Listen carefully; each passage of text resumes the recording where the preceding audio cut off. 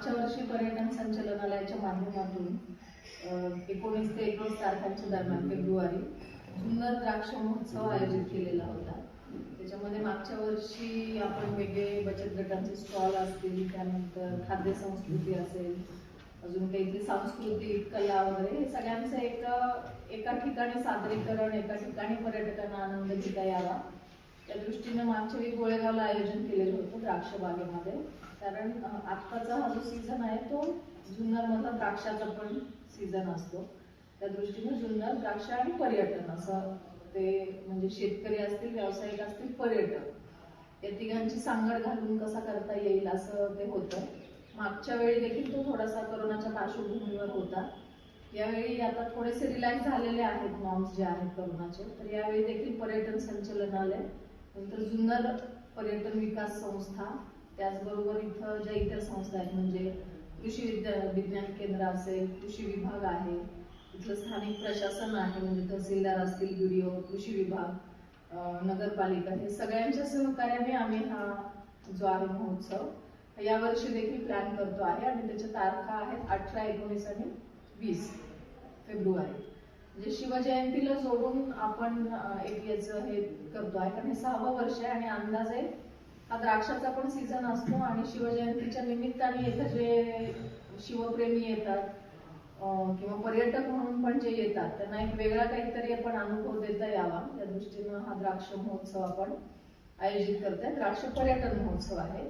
याच्यामध्ये यावेळी देखील मागच्या वेळेसारखेच वेगवेगळ्या स्टॉल्स म्हणजे बचत गटांचे असतील, खाद्यपदार्थांचे, वेगवेगळे समजा लघु उद्योग असतील, तर काही व्यावसायिक असतील, त्यांचे काही वस्तूंच्या विक्रीचे म्हणजे जुन्नर भागाशी जे रिलेटेड आहे त्या गोष्टी इथं विकत मिळू शकतील. त्यांचा खाद्यपदार्थांचा आस्वाद घेता येईल, इतर काही सांस्कृतिक किंवा इतर काही कला पाहता येतील. त्याचबरोबरीनं आपण असंही काही करतो आहे की 1 किंवा 2 दिवसांचे पॅकेजेस देखील काही टूर कंपन्यांच्या माध्यमातून मागच्या वर्षी देखील इंट्रोड्यूस केलेले होते. यावर्षी पण पुन्हा रिइंट्रोड्यूस करतोय की जेणेकरून आलेला पर्यटक फक्त 1 दिवसात परत न जाता तो इथे राहावा या दृष्टीनं काय करता येईल. त्यांना जवळपासच्या लेण्यांची सफर असेल किंवा म्हणजे शिवनेरी तर आहेच आहे, आपल्याकडे कृषी पर्यटन आहे मोठ्या प्रमाणात, तर त्याला कसं तिथपर्यंत कसं पर्यटक जाईल आणि ते येणारे शिवप्रेमी असतील, येणारे जनरल जे द्राक्ष बागेच्या निमित्ताने येणारे पर्यटक असतील त्यांना आपण ही सफर घडवून आणणार आहोत. तर असं एक साधारण त्याचं ढोबळमान आणि नियोजन आहे.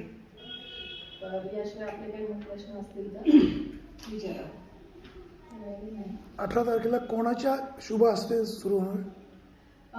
कुठे आणि कोणाच्या शुभ हस्ते थोडंसं प्लॅनिंग चालू आहे अजून. म्हणजे अर्थातच आमदार खासदार साहेबांचं तर आहेच आहे आपल्याला सहकार्य याच्यामध्ये, पण त्याचबरोबर कोणी सेलिब्रिटी जर येऊ शकले म्हणजे आपल्या या जुन्नर भागातून जे मोठे झालेले कलाकार असतील किंवा अजून काही पद्धतीनं मोठे जे कोणी उद्योगपती असतील, तर असं कोणी येऊ शकलं तर आपला प्रयत्न राहील की जेणेकरून ते एक अट्रॅक्शन पॉइंट होऊ शकेल. ठिकाण कन्फर्म नाही अजून चालू आहे, कारण जरा थोडंसं आयत्या वेळी आपण थोडं चालू केलं ना प्लॅनिंग. मागची तर ठिकाण चांगलं होतं ते मागच्या वर्षीच ते तिथं यावेळी द्राक्ष बागा नाही आहेत मला वाटतं. आणि कसं आहे ना की जुन्नर तालुका आपण ग्राह्य मानतो, तर दरवेळी एकाच ठिकाणी करत राहण्यापेक्षा जुन्नर तालुक्याचा पूर्व भाग, पश्चिम भाग एक क्रमाक्रमाने दरवर्षी नवीन भाग पण इंट्रोड्यूस व्हावा आणि तिथल्या स्थानिकांना एक शिवभक्तांना सोयीचं झालं असतं ना असं इथं दर्शन घेतलं. जुन्नर वरूनच येतात ना पण शिवभक्त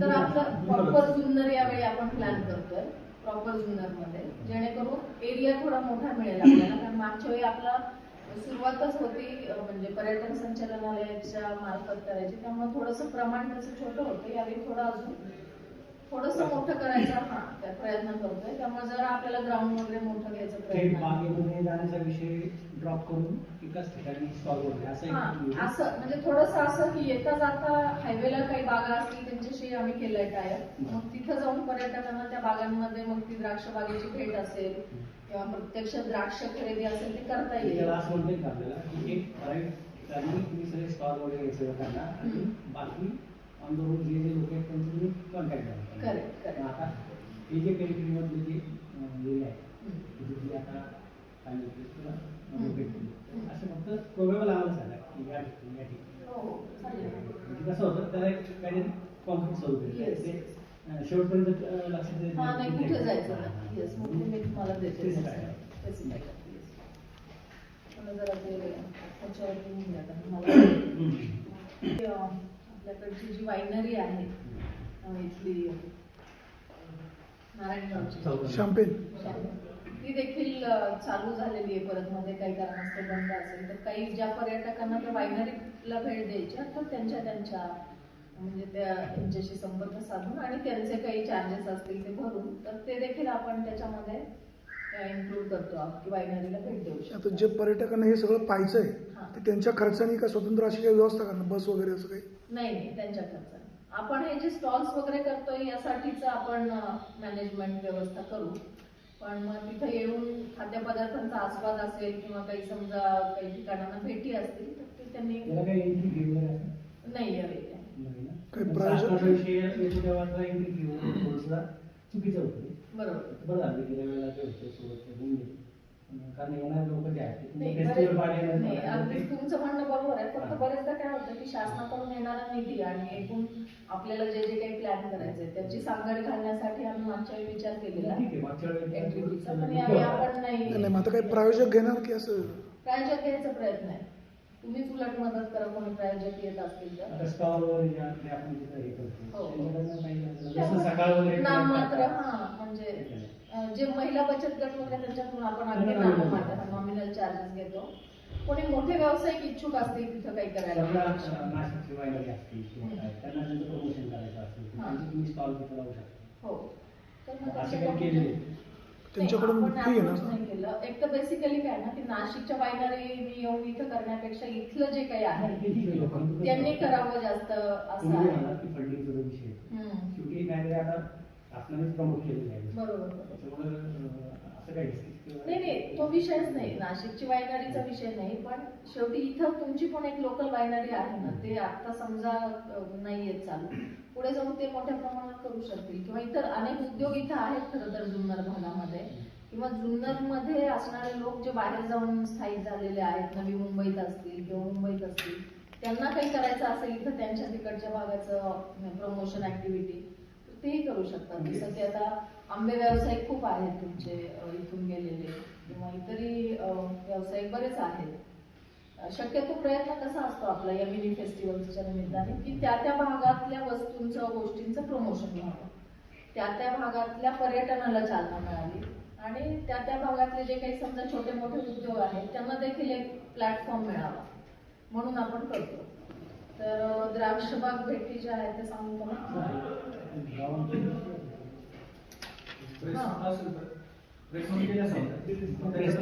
आपल्याला जे काही स्पेसिफाय व्हायचं ते सांगा ना काय करू हा गोळेगावची एक आहे येडगावची बाग आहे आणि नारायणगाव जुन्नर रोडला पिंपळगावची आहे दुसरं वर्ष आहे ना? ऍक्च्युली पर्यटन संचालनालयामार्फत दुसरं वर्ष आहे पण तसं इथं म्हणजे जुन्नर मधले छोटे शेतकरी असतील स्वतःहून करणारे तसं बघायला गेलं तर 6वं वर्ष आहे हा पण आधी काय होतं की एखाद्या शेतकऱ्याने केलंय मग असं होतं म्हणजे आणि त्याला तेवढं शासनाचं हे नव्हतं आणि प्रसिद्धी पण कमी होती आता संचालनालयाकडून हे आपलं दुसरं वर्ष आणि मागच्याही वर्षी याच सीझनला आपण केलेलं म्हणजे शिवजयंतीला जोडून असं केलेलं कारण तसंही शिवजयंतीच्या निमित्ताने जुन्नर मध्ये एक सेलिब्रेशन हे असतो म्हणजे माहोल जो असतो चांगला असतो सगळा खूप लोक त्या निमित्ताने भेट देतात बरेचदा ते परत जातात निघून त्या दिवशी तर ते राहावे तिथं त्यांनी इथलं वेगळं काय आहे ते देखील पाहावं लेण्या असतील द्राक्षबागा असतील तर या दृष्टीनं आपण कारण जुन्नर हा आपला पर्यटन तालुका देखील आहे त्यामुळे त्या दृष्टीनं इथं वाईनचे हेल्थ रिलेटेड ज्या गोष्टी आहेत की हेल्थसाठी वाईन कशी उपयुक्त आहे वगैरे अशा गोष्टी जसं की आता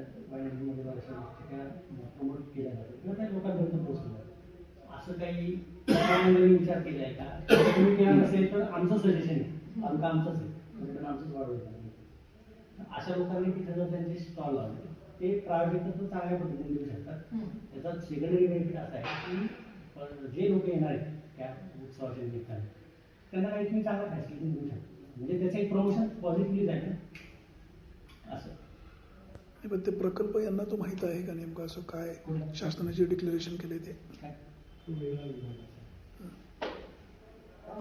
नाही, प्रकल्प असं काही नसतं, ते माहीत म्हणजे GR असतो, पण त्याच्याविषयी कसं आहे की अजून तो चर्चेत आहे, तो झाला आहे, त्याचं नक्की इम्प्लिमेंटेशन कसं होणार आहे वगैरे या गोष्टी अजून हायर लेवलला चर्चेत आहेत. म्हणजे तुम्ही अजून त्याच्या अनुषंगाने तसा विचार नाही. नाही, या वर्षीच्या तरी ह्याच्यात आम्ही नाही तो विचार करणार.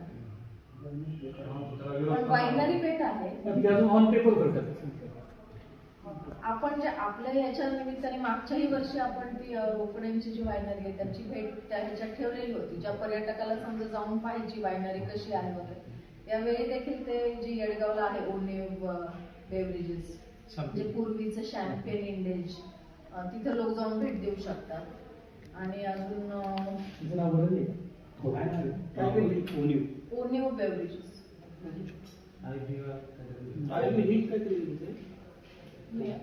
ONIV असं त्यांनी सांगितलं. ते त्यांच्या रेस्टॉरंटचं नाव आहे, IVK असं काही.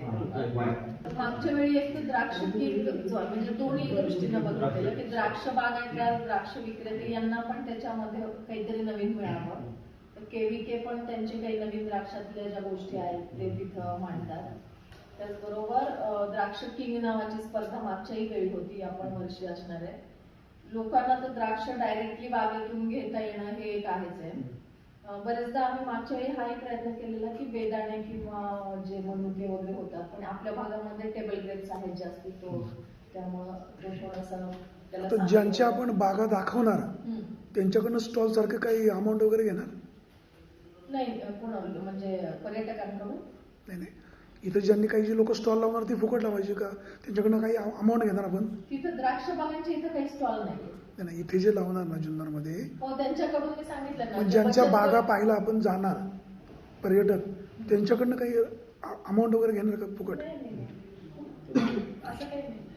आणि शेतकऱ्यांना जे विक्रीसाठी जे कृषी विभाग जो विकेल त्या त्यांच्या छत्र्या असतात ना, त्या पुरवणार असं कृषी विभागाने हे केलेलं आहे. त्यामुळं काही जे लोक हायवेनी ज्यांच्या द्राक्ष बागा आहेत ते देखील स्वतः तिथं बाहेर द्राक्ष विक्रीला ठेवू शकतात. त्यांना काही आडकाठी असणार नाही. जुन्नर तालुक्यातले द्राक्ष बागायतदार त्यांच्या बागेच्या समोर या पद्धतीचं प्रमोशन स्वतः करू शकतात. त्यांना कृषी विभाग छत्र्या आपण देतो आहे. त्यासाठी त्यांनी आपला जसं जुन्नरचं जे आहे महत्व, हेरिटेज वॉक म्हणजे इथं लेण्या आहेत किंवा इथं वेगवेगळे जी मंदिरं आहेत, तर ती बरेचदा शिवनेरी किंवा या द्राक्ष ह्याच्यामध्ये थोडीशी दुर्लक्षित राहतात पर्यटकांच्या दृष्टीने. पर्यटकांना त्याची माहिती नसते. इनफॅक्ट अख्ख्या महाराष्ट्रात जितक्या लेण्या आहेत, 800 लेण्या आहेत असं म्हणलं जातं, पैकी 300 ते 350 लेण्या आहेत त्या जुन्नरमध्ये आहेत, जुन्नर भागात आहेत. तर हा एक जो जुन्नरचं वेगळेपण आहे, हे काहीतरी उठून दिसावं या दृष्टीनं आपण 1, 2, 3 दिवसाचे असे पॅकेजेस करतो आहे. आणि पुण्यातले टूर ऑपरेटर जे आहेत तर त्यांना आपण ही पॅकेजेस देतो आहे. मग त्यांनी त्यांच्या पद्धतीनं ती त्यांच्या कस्टमरना सेल करायची आणि घेऊन यायचं इथं त्या 1 किंवा 3 दिवसासाठी पर्यटकांनी इथं घेऊन यायचं. आणि त्यांना, कारण ही पॅकेजेस शेवटी इथला माणूस चांगल्या पद्धतीने डिझाईन करून देऊ शकेल त्यांनी काहीतरी करण्यापेक्षा, तर ते आपण त्यांना प्लॅन करून देतोय, तर ते घेऊ शकतात. त्या दृष्टीनं हॉटेल्सना पण आम्ही आवाहन केलं, हॉटेल रिसोर्ट्सना, की त्यांनी या 2-3 दिवसासाठी काही जर वेगळं ठेवलं म्हणजे एखादं पॅकेज असेल किंवा डिस्काउंट असेल तर तो त्यांनी डिक्लेअर करावा, जेणेकरून लोकांनाही त्याच्यामध्ये एक वेगळेपणा वाटेल किंवा त्यांना आर्थिकदृष्ट्या पण ते थोडंसं डिस्काउंट असेल, अट्रॅक्शन. याच्या दरम्यान काय झालं आपल्या आता द्राक्ष महोत्सव किंवा पतंग महोत्सव सगळी मंडळी सर तुम्ही सगळी करताय आपले सर्व, पण आतापर्यंत विकास आराखडा किंवा शिवसंस्कार सृष्टी त्या दृष्टीकडून तुम्ही सरकार समोर काय पाठवलं का? म्हणजे तुम्ही ऍज इथं आहे म्हणून शिवसंस्कार सृष्टी, शिवसृष्टी तिकडे गेलेली आहे, विकास आराखडा नाहीये, आणि मग आता द्राक्ष महोत्सव याची तुला किती लोक येणार किंवा काय असं एखादं मोठं माणूस जर राहायला आला ना, आता राहायला जागा नाही त्याला 3000 रुपये पर डे घेतलं तर स्टेची आपलं असं काहीतरी तुम्ही याच्यासोबतच एखादा आराखडा किंवा काहीतरी पुटअप केला तर काही होईल. ते तर साईड बाय साईड चालूच आहे. म्हणजे दोन पद्धतीनं पर्यटन विभागाचं काम चालू आहे. एक तर पर्यटन विभाग स्वतः इम्प्लिमेंटिंग एजन्सी नाहीये, म्हणजे कार्यान्वयन यंत्रणा नसतो. त्यामुळं शासनाकडून म्हणजे कलेक्टर ऑफिस कडून हा आराखडा जो आहे तो वेगवेगळे विभाग त्याच्यात यावे लागतात. PWD असेल, राज्य पुरातत्व विभाग असेल, वन विभाग असेल, या सगळ्यांच्या सहकार्याने समन्वयाने आराखडा करावा लागतो. म्हणजे फक्त आता रायगड, वडू आणि तसंच जुन्नरचाही चालू आहे. बारामती तिन्ही ठिकाणी मोठी रक्कम दिली आहे, काम सुरू आहे. बरोबर.